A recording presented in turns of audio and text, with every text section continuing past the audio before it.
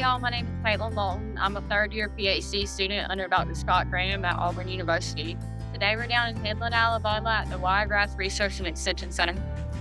So what really inspired me to get into pest management and cotton and peanuts is where I'm from. I'm from South Georgia originally.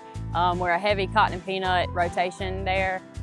So working back home with a consultant, I fell in love with it, and so that's why I continue to do my education and study more on, specifically for me, is insect pests of cotton and peanuts. It's what I love to do.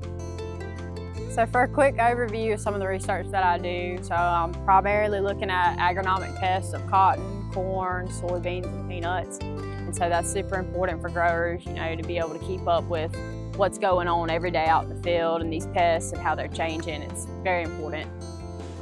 Working with the Alabama Agricultural Experiment Station has shaped so many of my career goals, just being able to learn so much here. They're just so willing to help me learn overall and just get everything done and look at a different perspective from various different people. So it's been a very good experience overall. It's really showed me what I want to do for a career.